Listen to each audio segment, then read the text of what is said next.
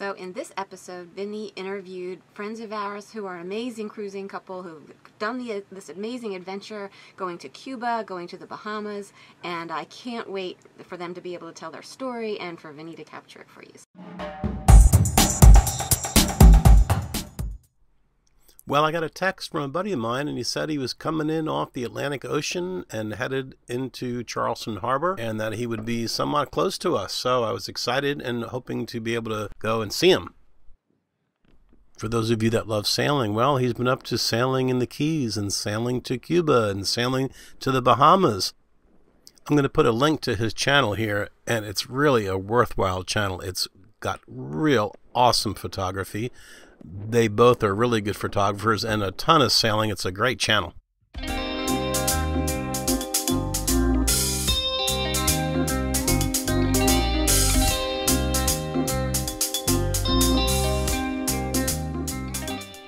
One of the things that's inspiring about him is that he's not been sailing for that long, and he just has such a gusto and a love for life and I think, bravery, and he loves to sail. And he sure has been doing a lot of it. And what I appreciate about her is that she shares things from a unique perspective as a woman. And so I really want to hear everything that both of them have to say.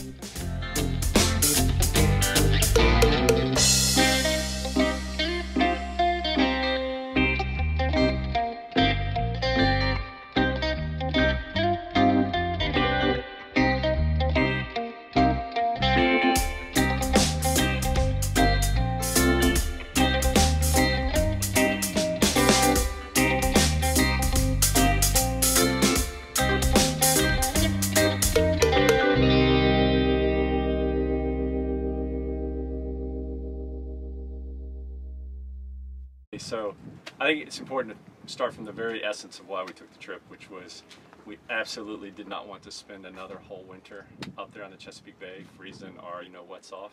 So we came up with this plan. Got on the boat and sailed from Fort Myers to the Keys. It's absolutely beautiful. If you watch my video, you'll see that.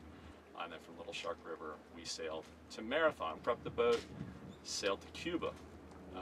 That was very interesting. It was 140 nautical miles from Marathon to Havana, and most of it was at night. The most interesting part, the Gulf Stream, was at night, and we were doing about 6.5, 7 knots with a double reef main and no Genoa, but it was all on the stern, so we were kind of sliding and surfing. And when we got to Marina Hemingway, or Havana, we were outside Havana, we hailed Marina Hemingway on the VHF on 16, nobody answered. And we had read all this information about don't attempt an entrance to the channel there with any sort of strong northeast wind. Breakers sweeping across the channel will put your boat on the rocks if you're not careful. So I had made a contact on Facebook, of all places, with a guy who works at the marina, a guy named Dargel Machado. And since I couldn't raise anyone on VHF, I did have cell service, so I sent him a message on Facebook. He said, "Hey, Dargel, nobody's answering on VHF. We're outside the marina kind of circling around. We want to know if it's safe to come in. We don't know what the conditions of the channel are." Sure enough, within about 2 minutes, I got hailed on 16 by the dockmaster from Marina Hemingway. And I said, "Hey, we're out here and we're coming in." And I asked him, "How's it look? Is it safe to come in?" And his comment was, "Well, it's not so great, but it could be worse. Good luck." So we surfed on in, and it was interesting. Again, there's a video of us sort of surfing in through the channel with sort of 3 to 6 foot breakers on each side of the reef.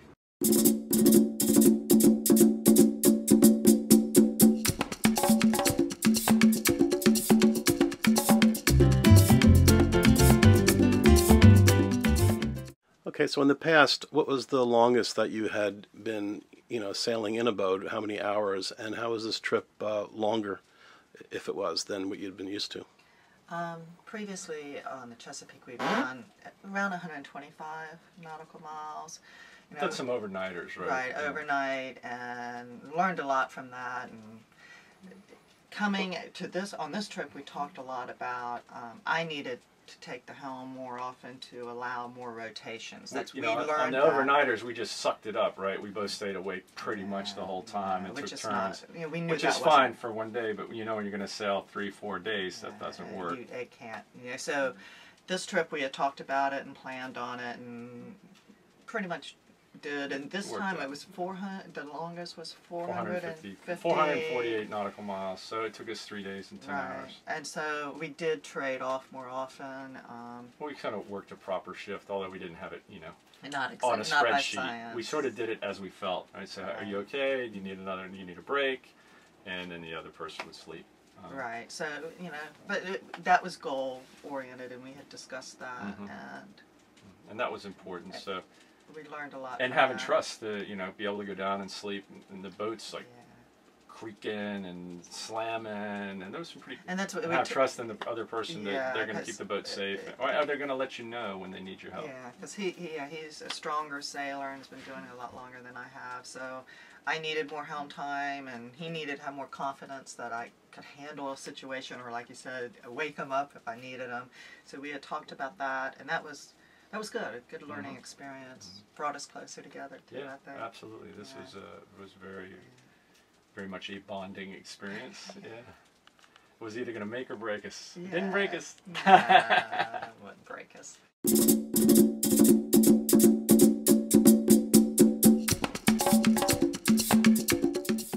But I think this trip just gave us a feel that there's so much to see. There's so many. We hate the Exumas, and I mean, just So you know, some of the things that are great. The water's so clear, you can jump in the water and check the bottom of your boat, the condition. You can go down and pound your anchor into the sand. Anchoring's a little more challenging. It's not as the holding is not as good because it's just sand on top of what do they call it, marl, which is like mud and coral. And being in shallow waters. Shallow waters, consistently interesting. It's interesting. lot I'll of- take my boat next time for yeah, that. dolphins and being able to see them, you know, swimming next to the boat. We've had that experience in the Chesapeake, but you can barely see the dolphins. And You can really see, seeing through the water. in fact, while we're going through the Okeechobee Waterway, we actually hit something, a submerged object, and I was a little I worried hit about the something. condition of the boat. Well, it wasn't leaking or anything, but I was like, as soon as we got to the Bahamas, I jumped in the water because I could go down and check. You know, I took the GoPro down there and took a look, and there was just some paint, a lot of bottom paint missing off the bottom of the keel, but otherwise it was fine.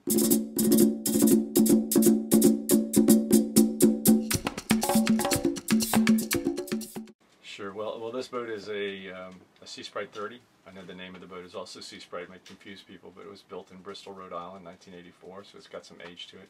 She's a great boat. We are continuously and consistently impressed with the way this boat performs, how well she sails, and how well she protects us. She's a full keel, sort of a cutaway forefront with a relatively aggressive entry. It's a fractional rig, which means she draws a lot of power from the mainsail, and because of that, you know, as you know, you can sheet that mainsail in like a blade, and so she'll point higher than most masthead rigs, particularly full keel boats. I guess we would like, and we talked about it a couple of times in the middle of the Gulf Stream. If we did this again, what would we like? We'd like to go on a slightly larger boat, one of our other boats maybe.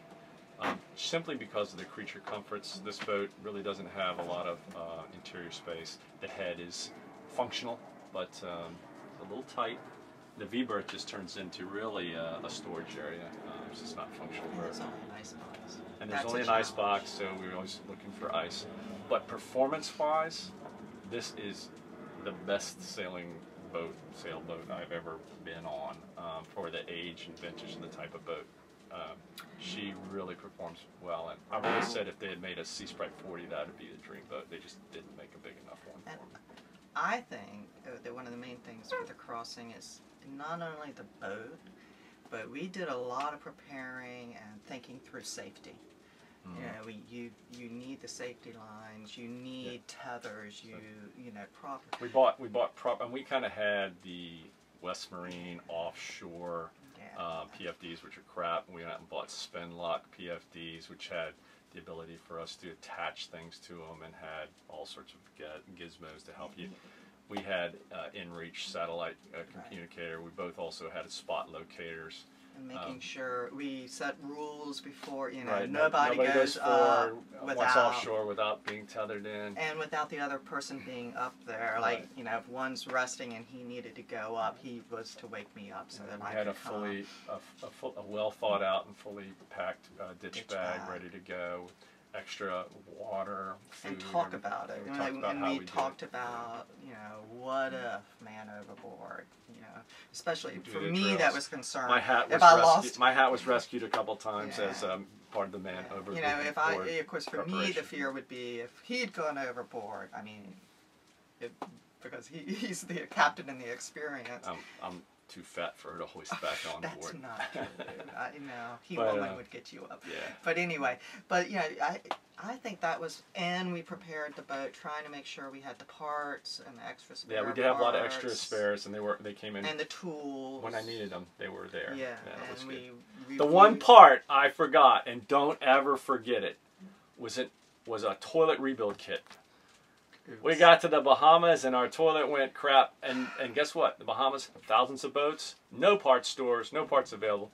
Thank God for the cruiser's net. You get on the cruiser's net in the morning, said I need a Jabsco manual toilet assembly. Somebody called me within 20 minutes. I got two, and turns out he was like 30 meters away in a marina. We dinghied over and got it. He saved us because it was not pretty. We were talking bucket. On this 4-day trip, a bucket would not have been pleasant. So don't ever forget your toilet rebuild kit. That was the one spare part we didn't have on board.